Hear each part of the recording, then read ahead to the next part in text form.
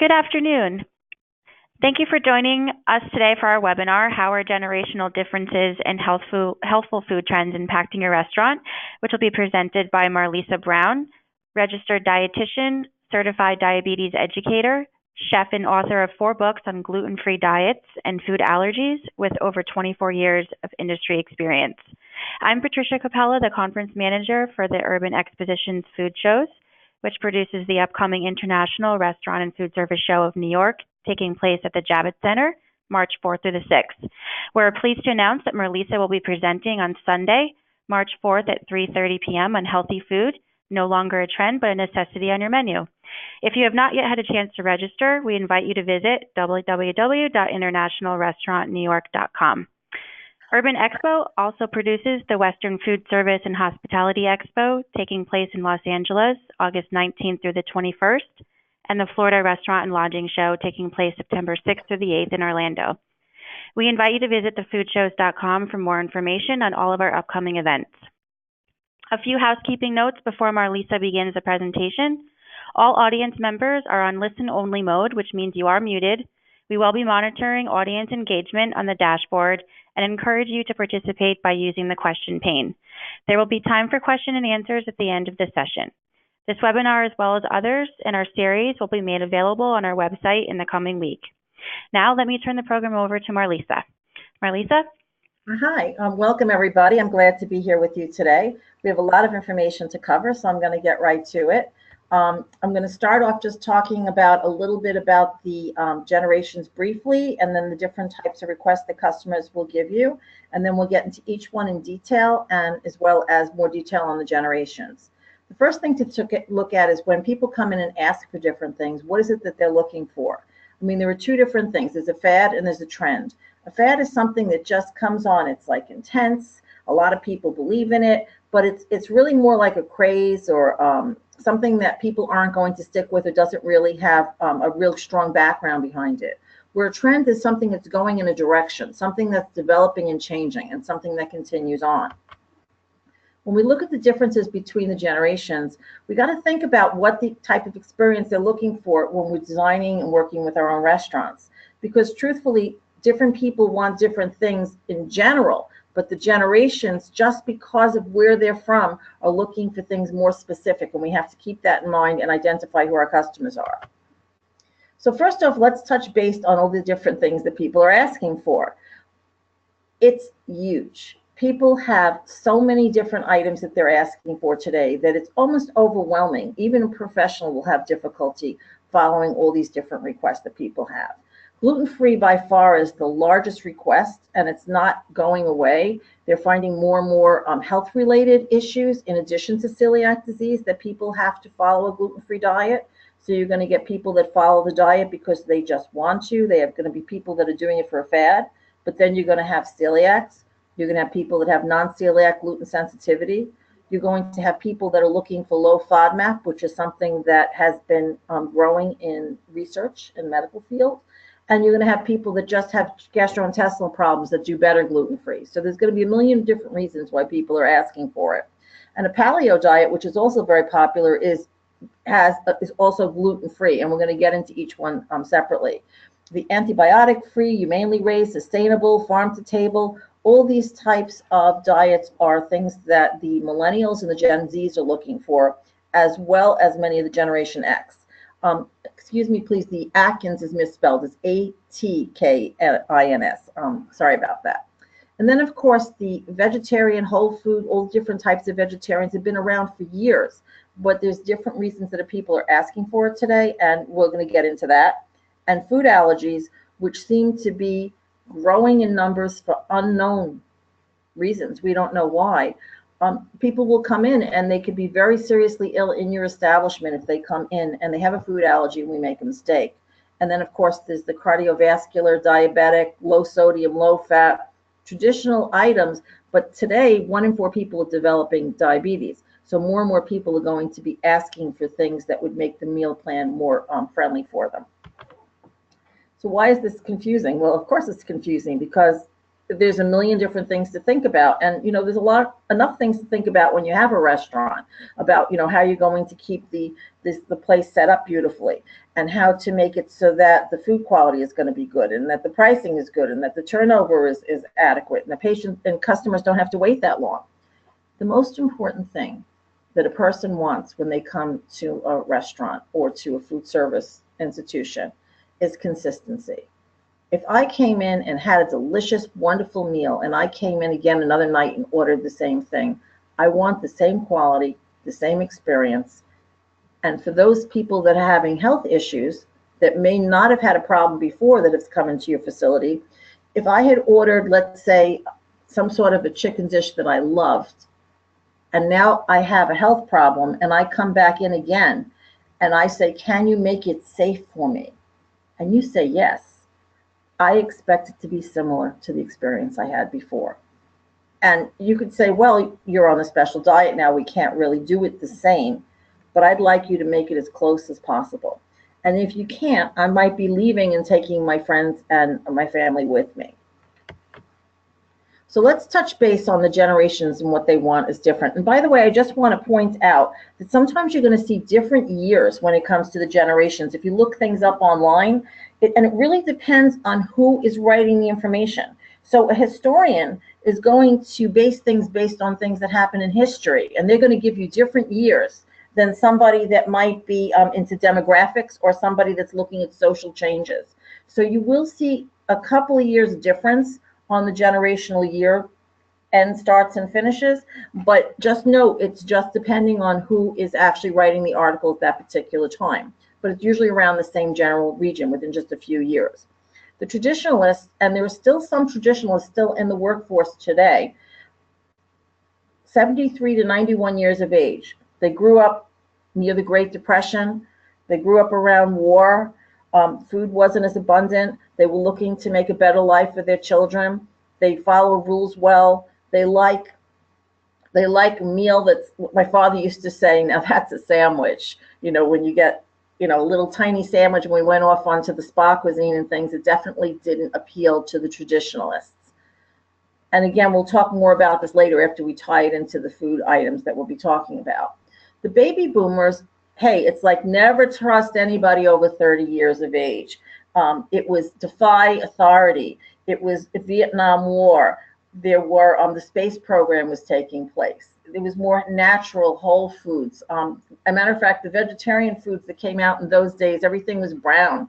Brown rice, whole grains. Just be free and enjoy your life. They are like to embrace and talk. They like a social experience. They're more for the traditional types of meals with like your meat and your vegetable and your starch. Their idea of having like a new kind of a food at the time was like a Caesar salad was a new thing to have. They've embraced more things now than they had when they were younger. But again, baby boomers have been more of a social group comparatively to the ones that are going forward for the Generation X, which we're going to be hitting on next. Generation X, they grew up during like Watergate. They were the first generation where they probably didn't make more money than their parents had. They are, if you went into a restaurant and you want to chat, and you had a baby boomer, like this is our theme and this is the way we set things up, and this is, have you ever been here before? Generation X would be like in their head saying, seriously, like move on. They want a fun experience. They want to go for interesting experience. They're more adventurous eaters, but they want to talk to everything about that with their friends. They're not really looking to have a real big conversation with you where a baby boomer is going to start talking about their kids and telling you about their whole lifestyle. Generation Xers generally are a little bit more careful about their spending, but they do make a high amount of income, even though they may not overshadow what their parents had made before. They are starting to control a large amount of the workplace. And if you are entertaining for Generation Xers, you may want to embrace the way that you wait on them and the way you share their foods with them differently than you would with baby boomers. And when you say, like, who do I have in my restaurant? Well, if you have a diner, And it's like the early bird special. You're going to find the older baby boomers and the traditionalists coming in there, but not the Generation Xers. They're going to come out. They're going to want the interesting, crazy foods. They're one of the generations that actually grew up first more with a single parent. There was more divorce with their parents in that generation. And they are like, they'll get the sweet potato fries with the raspberry dressing and maybe the peanut butter on their hamburger. Is part of something that they might experiment with. So they'll get different types of food. The millennials are a little bit more socially interactive than the Generation Xers. They want to be part of the experience. They want to get involved with you. They want an authentic experience. They love the words that are fresh. They like things more on the natural end. They are also experimental in a little different way than the Generation Xers. They're more global. Matter of fact, many of them have met friends online in other countries and such, and they are just as close to those friends as people that they have met in real life. They grew up in social media. You should have a Wi-Fi connection available for guests. Definitely with the millennials. It's helpful with the Generation X, but definitely something they're looking for. The Generation Z, the millennials were the young ones before. And by the way, some people, like I had said before, the dates change. Some people, the millennials changed at year 2000, and then it went forward to the Generation Z. This is just an example of different, the difference between the historian and the demographics that I told you before. But the Generation Z are on the uprise. They are dependent upon social media. They don't know a world that didn't have social media. They're going to be looking for cars when they say, Siri, please take me to, and not even put in an address in the future. They are split into two groups, a very young group, which is like less than 10 years of age, and then an older group where it's 10 to 12 to 22 years of age. They're starting to come into the workforce. They're starting to graduate or be involved in college. So that would make a lot of difference for food service companies that are doing dining out. They're similar to the millennials, but they have a very short attention span. They learn quickly. They can absorb things quickly, and they move on to the next thing quickly. And so an experience, like, they definitely wouldn't want to go into an establishment where it took them a long time to get their food, or where they had to wait too much for anything because they're used to getting everything instant gratification. But there's more to come on the Generation Zs because they're still, working their way into the demographics today. So now I'm going to get a little bit into the diets, and then we're going to talk about interacting the generations with the diets. So let's make sense of it all. We'll start with gluten-free because that's the largest request today. I mentioned that there's many different reasons that people are asking for it, including even wheat allergies. They could have an allergy to wheat. It might not have anything to do with gluten, but it might be easier for them to order if they say that I can't have gluten. It's really difficult for people in the restaurant industry to accommodate safely for this population because people are asking for different reasons. So if I went into a restaurant and I said, listen, I want to have some gluten-free food, I can't eat gluten. And then you saw me, eating half a roll that was on the table that the other people at the table had, you think to yourself, well, hey, she just said she can't have gluten and she's eating the roll. What is this? What's this about? And I might be just somebody that has given up gluten because I just feel better without it, but I'm okay with a little bit of roll. And the FODMAP thing I told you about before, which is mostly gluten-free, they can have a small amount. So they might be able to eat a piece of the roll. But if I have celiac disease or non-celiac gluten sensitivity or wheat allergy, I could get violently ill in the restaurant if they make a mistake. And so the training for the wait staff is crucial here, that they take the same amount of care in everybody that orders gluten-free unless the customer gives them the out. Unless the customer says, listen, I eat gluten-free, but it's okay if you put the croutons on my salad. But if you deliver a salad and you accidentally put croutons on it, and I say I'm gluten-free, I can't have those croutons. You can't go and pick them off the salad and send the salad back out, or take that hamburger off the roll and send it back out, because I could be somebody that's very sensitive. And I don't really necessarily want to have a conversation with the wait staff about what happens to me if I eat the gluten, or what the reason is for it, because this is like my private health information. And I don't really need to share that unless I choose to. So the wait staff shouldn't come over and say, hey, what happens to you if you accidentally have it? Or what's the reason? Or do you have celiac? My brother has celiac. It's personal information. You don't even know this person that's coming to the table. So if I say I want something that's gluten-free, and please be very, very careful, that should be enough for the message to get passed on to the back of the house that this customer needs us to be very, very careful, change gloves, use a separate surface, etc. And training of the staff is critical in this particular piece here. And when I work with restaurants and such, I find mistakes all the time.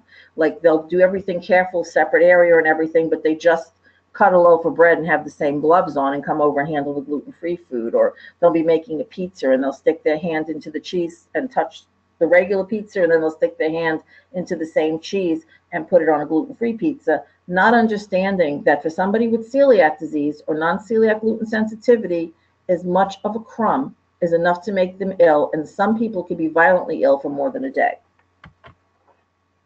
The paleo diet, which they call the caveman diet, and it's funny, like I think to myself, like, how did they really know what the cavemen eat? The argument is the type of teeth that we have are not the same as the carnivorous animals, like a lion. We don't have those sharp teeth the way other animals that are meat eaters have, and that we should have been eating more like nuts and seeds, and they don't eat any grains because there wasn't any preparation of grains, and so there's no grains or beans in the caveman diet. They keep away from most dairy and refined sugars.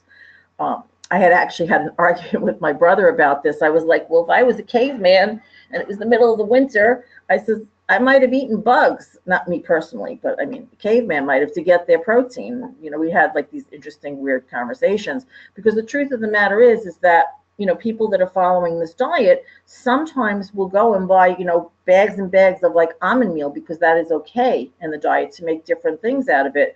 But did you ever try to open an almond with a rock? It doesn't matter. This is a very popular diet. It's a gluten-free diet. And the people that are following this diet are following it very, very carefully, and they would expect you to do certain things for them. So if they ask you questions like, did you put any grains in this? Can you make this without any starch? Can I have a double vegetable? Do you have anything like, that you make, any kind of wraps out of almond meal or anything like that? You need to just answer them as truthfully as you can. And if you don't have the information, then tell them that you don't know, or that you'll try to find out for them, because they're just going to ask you a lot of questions to try to follow their diet. And a lot of people that follow this diet that had a lot of health problems have said that they felt a lot better following it. So for whatever reason that it might be working for them, a lot of these foods are foods that we may have evolved to have eaten naturally many, many, many centuries ago. Of course, probably not in the quantity as they are using when they're preparing these foods, but these foods were probably eaten back when we were evolving, and some people do feel better eating it, and they will not feel as well if they don't get things the way they need it. So they'll ask you to do unusual things with their food to get it as close as possible. Organic. Now, organic foods have been around a long time. There's certified organic foods. It's very difficult for a restaurant, unless it's like a health food oriented restaurant where they say we buy everything organic, to be able to identify and say, yes, we have some organic items, like we bought organic apples or something like that. So it would be more so if you had a health oriented restaurant or a raw foods type of a restaurant, that you would advertise that you were buying organic products.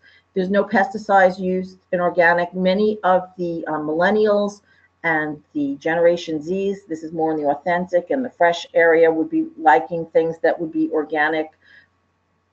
If you sat down and you got 2 heads of broccoli and you asked a chemist to look at it, they would say that as far as chemistry is concerned, there's not a big difference between the 2 heads of broccoli. However, organic broccoli would have no pesticides on it, and pesticides can be a problem for some individuals, especially very young and very old individuals or people with autoimmune diseases. Some of the different hybrids of crop that they would grow, it might not be a uniform crop. They might buy a different type of broccoli. It might have more flavor to it. It certainly would be more of a variety available to you, and it certainly would be more friendly to the overall, as far as the farming, as far as the land, as far as taking things from the land, it puts back into the land. So this is something that a lot of the younger generations, it was very popular with the baby boomers in certain areas, but a lot of the younger generations are going to be looking for things like that, and it could be like a little edge as part of the marketing. to that generation. Be wary, and certain places in the world, they do have payoffs to mark things that are organic that are not organic. And so some people, might not be willing to buy from those areas of the world. We won't cast any stones today in that direction, though. Same ditto with antibiotic and hormone free. Interesting, like you can buy, when you go out and let's say you buy eggs or meats or things like that, and we'll say antibiotic and hormone free. It's different than humanely raised. A lot of the millennials are looking for humanely raised. That means that the animals had a better way to live, and they weren't killed in an inhumane way. So something could be produced without antibiotics and without hormones, but it could still be not kind to the animal. And so, again, this would be more in the health-oriented type of a restaurant as opposed to general population across the board. But people might go for the term that you don't want any growth hormones. They don't want antibiotics. They don't want humanely raised. So, like, I was up in a restaurant in Vermont. It was actually just a pub. And they were saying that all their meats, they had mostly burgers and things there, were humanely raised. As a matter of fact, they had contracts with the local farmers nearby, next door, and you could see the cows out in the pasture and such, that they were utilizing that meat to make the burger. Of course, it made me a little difficult when I looked at the cow being able to eat my burger, but it was nice to know that the cows had a better existence. And here it is for the humanely raised. And this was interesting because I was feeding a millennial, and I went out and I got the antibiotic, etc., meat and humanely raised, but they would not eat the food until I could show them the label of the meat that I purchased. So like we were like going through the garbage, like looking for the label, because we went out and bought it that way, but they were absolutely so convicted that they absolutely wanted to see that label before they were going to have it. Of course, the humanely raised and the antibiotic-free, etc., it costs more money to take care of the animals in a healthful way and to have them have a better quality of life. So it's going to cost a lot more money, and then you're going to have to charge more money. And so those customers are usually willing to pay it, but the customers that aren't looking for this are not. So you're going to probably not be able to keep those other customers if you're looking to accommodate both groups. When it comes to fish, then there's a lot of discussion in fish. I mean, is it contaminated with mercury? Where did the fish come from? Was there an oil spill near where the fish came from? If it's farm-raised fish, you can have it in a safe water environment, but a lot of the people that are raising the farm-raised fish are feeding them pellets instead of fish because they grow faster and they grow bigger that way, and it's cheaper. But if you feed a fish pellets, the benefits of eating the fish, they're no longer there because it's the fish eating the fish that makes the benefits, the omega-3 fatty acids, etc. So if you're going to, let's say you had a restaurant superstore, so you had like a little restaurant kiosk or something in your restaurant, and you sold like food is some of the big chains have today. Like you could have like supermarket aisles and fresh produce and things like that, and then a little kiosk inside where you had a restaurant, and you'd say all our fish is wild fish, and you might need to say where from. And sometimes it's difficult to prove all the fish sources, but people might want local fish, or they may not want fish that came from a certain region of the world. And so this type of marketing, when it comes to selling your items, it does help get those particular customers to order or even actually bundle and get more food items. So for example, they may not have been coming into your facility to have a fish meal or to buy fish, but then they see that you bought wild fish only or local fish only, and they'll end up adding extra to their meal. So just something, or to their shopping cart. So it's important to know that you may not necessarily be able to measure the results you get by putting up this type of marketing. But if it's true that you know where the fish is coming from and you're buying from sources that are considered more beneficial, that those customers are probably going to spend more money in your establishment. And you may not measure it, you might not be able to measure it, but it's the case for those particular customers. And the other customers that don't know any better, it's not going to affect their sales one way or the other. They'll just buy their usual amount. So it's not going to hurt you, but it could help you. But it would be a little bit more work on your part. Sustainable means it's a farming methods that support the environment. And this is getting very, very popular throughout the country. You do hear a little bit about, not using fertilizers or chemicals, as mentioned before. They want non-GMO seeds. A lot of the seeds now for the produce is GMO. It's not always confirmable in this, but if there's a statement in the menu or something written in there that you're trying to purchase sustainable foods in such manners whenever possible, and make a couple of references to how you're doing that, like for example, like when I was at that restaurant and they said that they were getting the livestock from next door, or they're buying from local farmers that are all organic, and that they do sustainable practices, and they rotate crops, etc.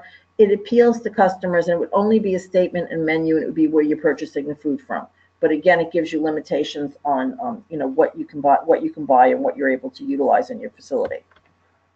I've actually been to some restaurants where they had like a little farm in the back where they were growing their own herbs, and they were all organic, and they had certain unusual crops. They had maybe different types of greens and things that they were growing, and they were garnishing or finishing off plates with that edible flowers that they were growing on their own, etc. Farm to table is also very popular. You'll see some farm or winery related places where they'll have the actual farm right there next to where you have the restaurant, and they can actually say to the customers that we have purchased all the food that's in our restaurant today is from, and they can actually show the farm where they're picking it from, which is right next door. There's definitely more variety of choices that you can offer when you can grow anything that you want.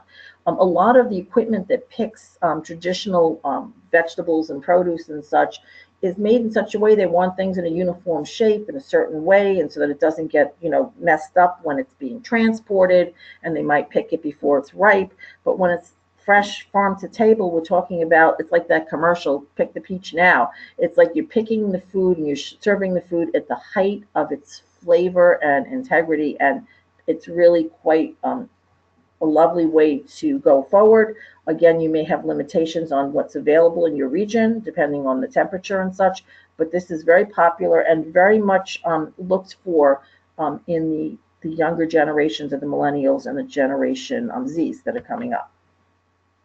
Now, interesting, a lot of the baby boomers recently they might have been vegetarian or not vegetarian or big meat eaters before. As a matter of fact, most baby boomers are like that traditional meal with the meat and the vegetable and potato or starch of another kind.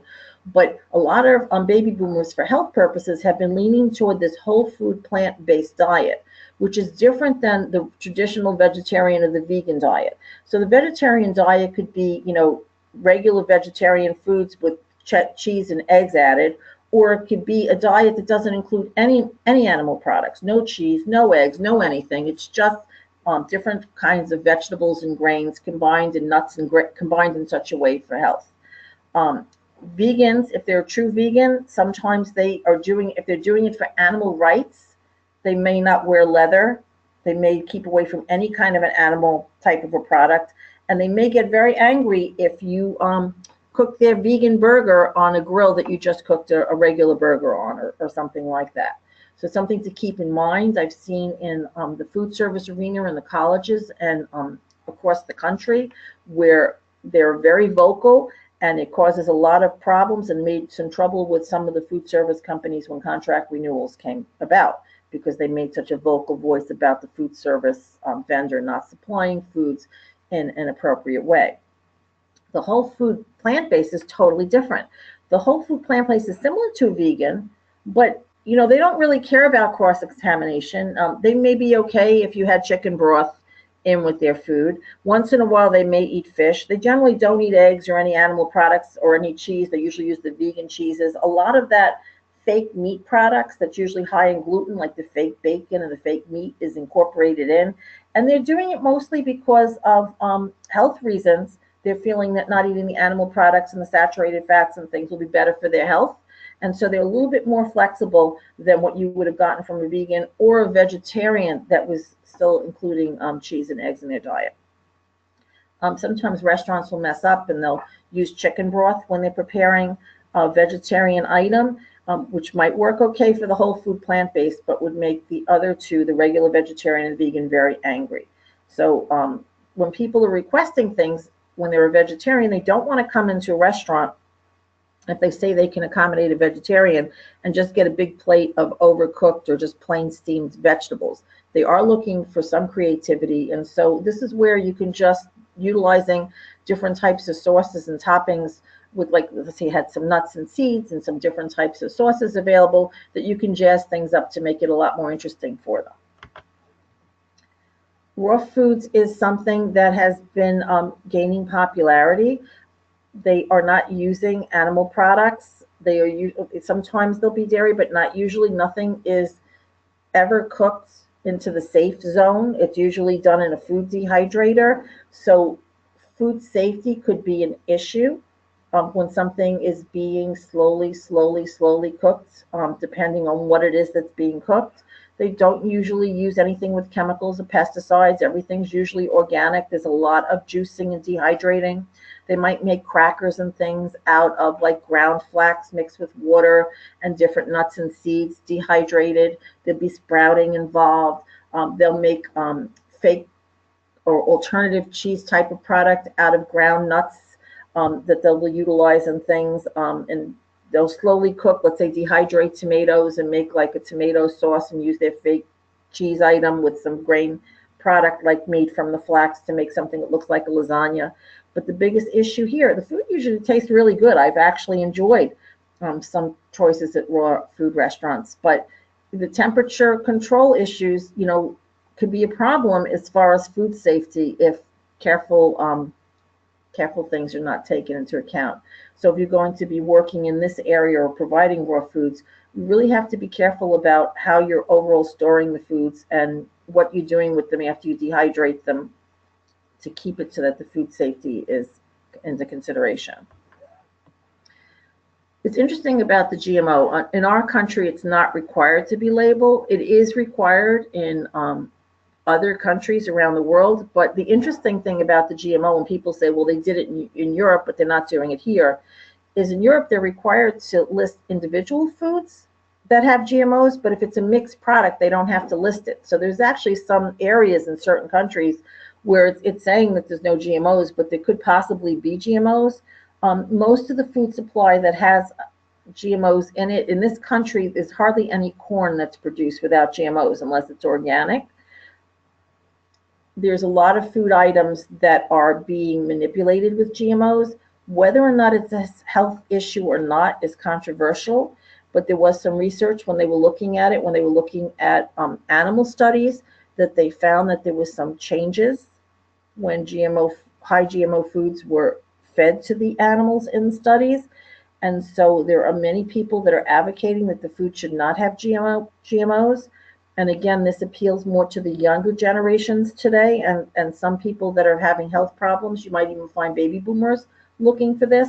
And so if you are buying from distributors that are offering you a lot of GMO-free products, you could actually label certain items on your menu that GMO-free. It doesn't have to be a GMO-free restaurant. But if you had certain things that you were buying that were regularly GMO-free, you could write GMO-free item, and it might appeal to certain customers. So you have the other types of requests that weren't really commonly made before. And then, of course, you have the things that are coming up now a lot that weren't before, like gluten-free. And food allergies on the FDA-regulated foods, when you buy things that are coming on mostly shelf-stable foods, the major food allergies do have to be declared, but not on USDA, on the meats and such. It doesn't have to be declared. It's optional. So if you're representing something to be safe for somebody with allergies, you need to be sure that the meat products that you're buying are just pure meat products, haven't been treated or flavored or coated with anything, because just because it doesn't say it on the label doesn't mean it's not there. If you're looking to cater to growing health issues that many people are looking for, like low fat, like low calories, like low sodium and diabetic, you really need to bring in a dietitian to help you that has a background in food service. Because what's going to happen is you're going to put these things on your menu, and you're really not going to know what is really what it should be. I have seen so many times where something was marked low fat or low calories or low sodium, and then it wasn't, because it was a misunderstanding from the restaurateur on what really qualified something to fit that criteria. So, just to recap, there are many things that people are asking for in general, from the FODMAP to the gluten-free to the GMO to the vegan to the whole food plant-based. And then there are reasons that absolutely people have to follow. If I had a heart attack and I just had a triple bypass, I'm going to want low fat and low sodium. If I have just had bariatric surgery and lost 150 pounds and I'm trying to maintain my weight loss, I might be looking for smaller portions and lower calories. If I have diabetes and my numbers are out of control, I'm going to want to try to find something that doesn't really have a lot of fat or sodium and that carbohydrate amount isn't overpowering. We need to be able to label it appropriately. You need to get a professional to help you. So what do? We have to have policies and procedures to train the staff. We have to have programs from the top down support. You can't just say that you want to do something and then if it interferes with something else, we overlook that particular policy. We need to be giving the customers the same experience each time. If you come in time and time again and had a safe choice in the thing that I'm looking for, I expect it to be maintained that way every time I come in. There needs to be training ongoing. You can't just have a training in the beginning and then not have it continue on later on. People forget things, especially if it's not a frequent request. And additionally to that, there's turnover in many establishments. So everybody needs to get the same training. I suggest having spot checkers that come in that are experts in this area, but not to get people in trouble, to identify what areas need to be retrained. There's nothing to be taken for granted. It's very important. People should be encouraged to ask questions and show they don't know something, not be, criticized because of that this was shown before or taught before and they should know this.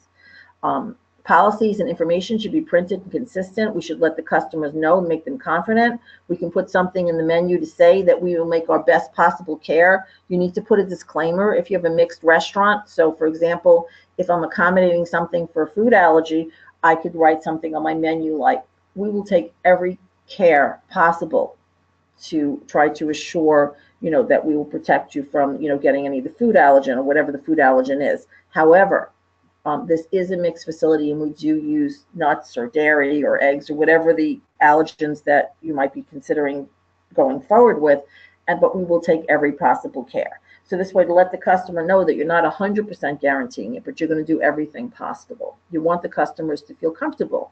If you ordered something, if you had an allergy, or let's say your child had an allergy, a peanut allergy, and this is, by the way, happened to people before, and they went into a restaurant and they said, I can't have any peanuts. My son is highly reaction to peanuts. Can you do the noodle thing without the peanuts?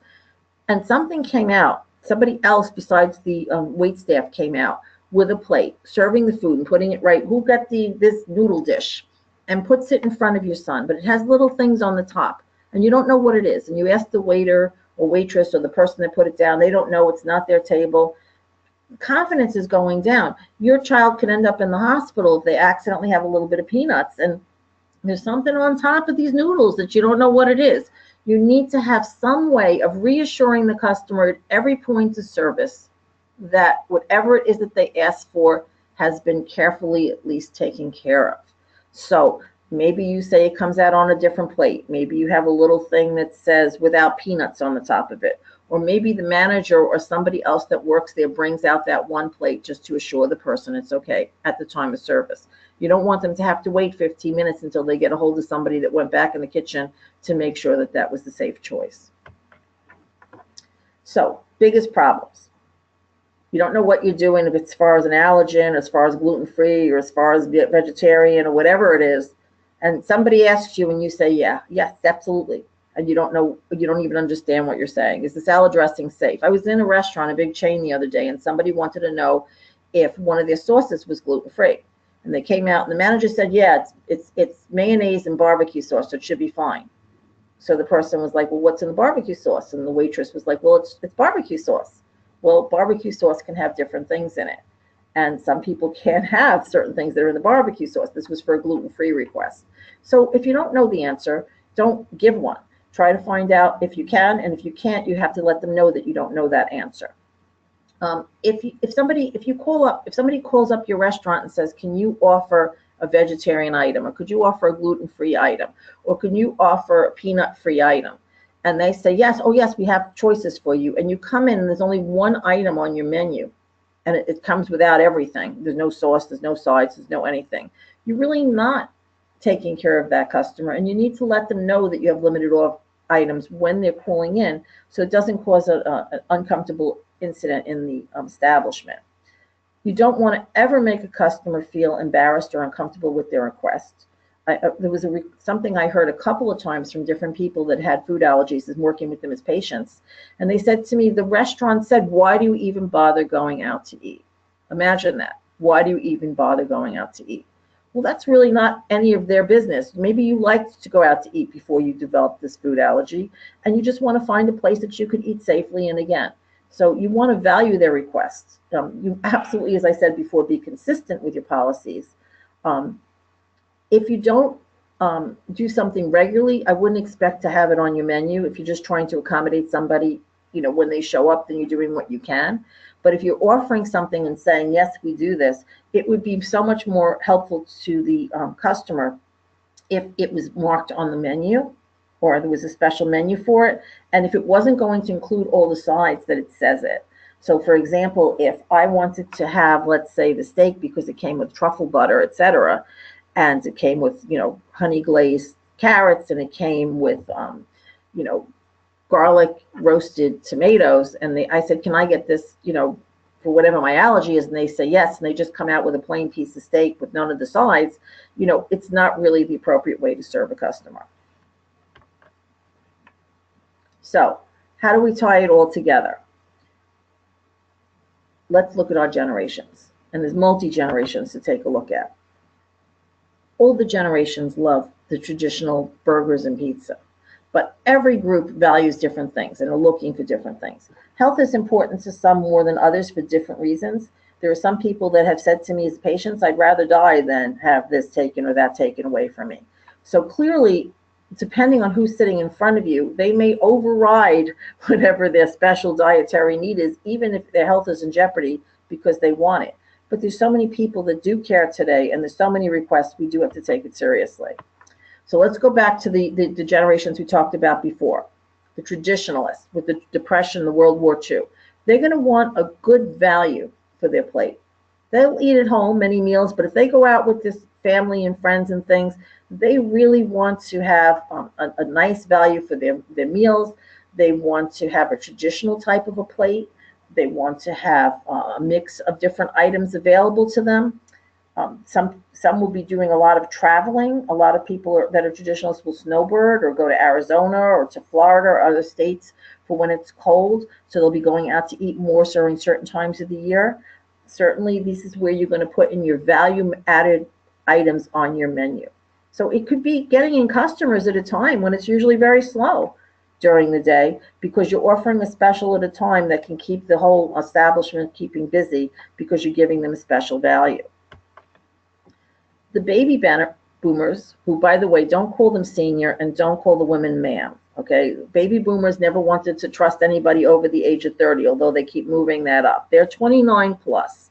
They want to be treated. They look in the mirror and they feel young, even though they're old. Some of them are old. They look in the mirror and they don't even know the person who's on the other side of the mirror, but they want to be treated still like they're young. However, they still, they'll need a little bit more room at the table. They don't like the tables tight together. They don't want to have their legs hanging off of those high chairs that they have in some of the kind of retro kind of restaurants. They want that traditional style meal. They like things that are quality and homemade. They're a little adventurous, but they're adventurous is like that they started to eat ethnic foods like Mexican and Chinese. Some are more adventurous than others, but in general, they like to go to restaurants where they get waited on. They don't like where you go up and you order and you have to pick off of a big board and things like that. They generally like more comfortable establishments. They want a big selection. They like some twists on the tried and true, but they like to know if they're going to order something that they think it's going to be a certain way. If you're going to make it a lot different than the traditional way, make sure you let them know when they're ordering. They do like flavors, but they like what they like and they eat what they like. So they eat with their eyes, they eat with all their senses, but they have a preconceived notion of what certain things, like let's say they ordered lasagna, should look like. Whereas a Generation X, they might be okay with an open face, like one noodle lasagna. The baby boomers would like what a lasagna is supposed to look like unless you describe it otherwise. They sometimes like the small plates and like to, they mix like the tapas and things. They will try to accommodate the dietary issues for their health. They do spend a lot of money when they're dining out, and they eat out a lot. I think back, the baby boomers is one of the first generations where they had the instant packaged kind of foods and things. Traditionalists before that was everything fresh. My grandmother was still plucking feathers out of chickens. The Generation X, as I mentioned before, the men do more cooking. A lot of times it might be a single family, a single parent family. So a lot of those at home delivery where you make your own meal at home kind of thing appeals to this particular generation. They're price sensitive, but it doesn't mean that they're cheap. They will spend money, but they're careful about what they spend it on. They are not big on communicating with, they'll be like more limited as far as conversation. When they go out to eat, they might be very short with the ordering of the food and the conversation, but they talk great with their friends. They like a fun experience when they go out to eat. If they're doing corporate catering, they're usually in a decision-making role. They eat fast food a couple of times a week. They probably cook meals at least 10 times a week. They love the burgers and pizza like everybody else, but they will try more adventurous items, and they do have diverse social networks, much more diverse and widespread than generations before. The millennials are fast-paced. They grew up with technology. Now, there's two different levels of millennials here. The first group is millennials. The younger ones are different than the older ones. The older ones grew up with technology, but they weren't dependent on it. The younger millennials grew up with so much technology, they are actually dependent on it. There's definitely, they grew up in a world where there was more opportunity for women. There was more diversity in the world. They have dual income families, everything. They have a more positive attitude. They want to be valued as part of the decision making. They're not looking, they want to be part of it. As a matter of fact, even in the workforce, they expect more from their boss. They expect to be appreciated and complimented for what they do. They would want you to accommodate their requests in an honest, authentic way. They favor green living, non-GMO, vegetarian, humanely raised, no antibiotics, etc. They want a variety of choices available to them. They like words like local, unprocessed, grass-fed, natural, organic, premium. These are things they look. Fresh is a big word for them. Taste and flavor are also very important for them, and they're willing to pay for it. They were the young ones before, but now they are starting to become a significant part of the workforce and a significant part of the spending. As I mentioned before, we're just starting to get a handle on what Generation Z will be. They are looking for things fast. They pick things up fast. They move on fast. They're just as small attention span, though. They're moving on to the next thing. They can do 4 or 5 things at the same time. They multitask. And as I had mentioned before about global, they are absolutely connected globally because they spend a lot of time connecting with people via computer, actually via phone. I was going to say computer, but it's via more phone because they do things mostly on the phone. If you're going to do advertising to generations like millennials and to Generation Z, you want to make sure that your website is clickable and viewable completely from the phone because they do a lot of their work. If they find your restaurant online, they're looking it up, they want to be able to click your phone number right there, right from the phone. You want tappable websites and easy to read on a telephone if you're trying to appeal to these two generations. So the biggest things you want to know who you're marketing to, educate your staff. As a matter of fact, we're going to be doing some of that work at the restaurant show this year. Have policies and procedures to stay with that protocol. Be able to modify things as the generations change. People get older and they look for other things. Their lifestyles change, technology changes. If you're going in that direction, you want to make sure that you make your establishment fit that.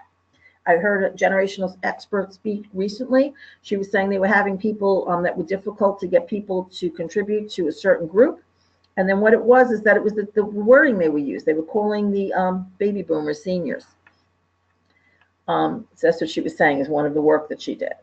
So you want to make sure that you hire professionals that are accurate in your understanding of healthful cuisine. So if you want to just do something catering to generational issues, you might want to hire an expert just that knows about generational issues. If you want to do healthy items, you need to get a dietitian that has food service background. As much as you think you may know, there's something you're probably going to miss. So I'd just like to entertain questions right now, if there are questions out there.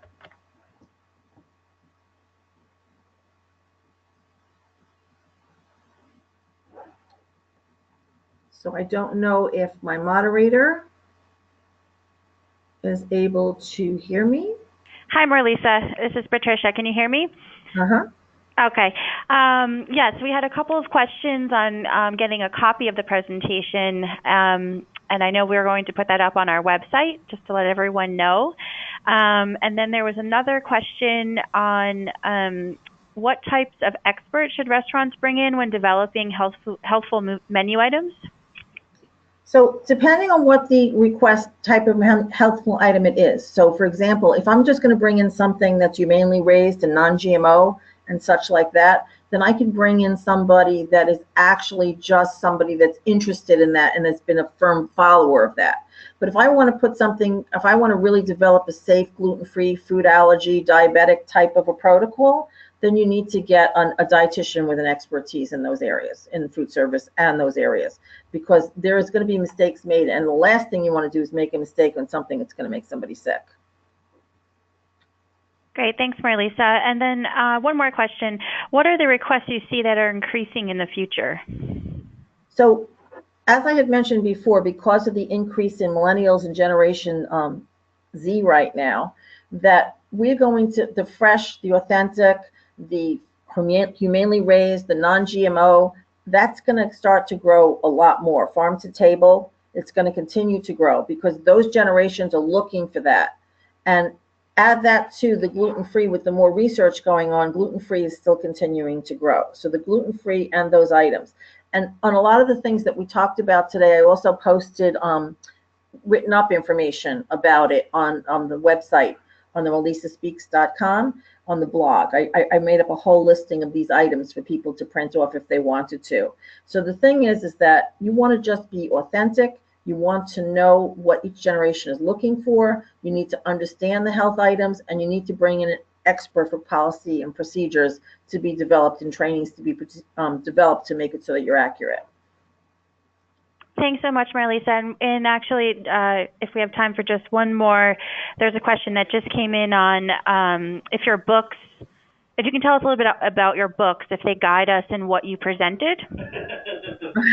So the one book that, on the two books, the gluten-free, hassle-free cookbook and the regular book, I have listed on the recipes, I listed every food allergy and every modification for FODMAPs and every modification to make every recipe gluten-free. So what I did was I cross-checked for every single food allergen. It was a tremendous amount of work on every recipe in both of those books. As far as the generational and the health items, that would be more what I had posted on the website that I told you about, specific to doing that. And we're going to be talking more about this at the restaurant show this year in the Javits Center. Great. Well, thank you so much for answering those questions. That was a wonderful presentation, and I know I'm looking forward to seeing your presentation at the New York show. And again, everyone, just make sure to check our website, www.internationalrestaurantnewyork.com. We'll have a special section posted on there that will include our webinars with the presentation. So thanks, Marlisa. Thank you. Have a great day. Thank you all. Thank you, you too.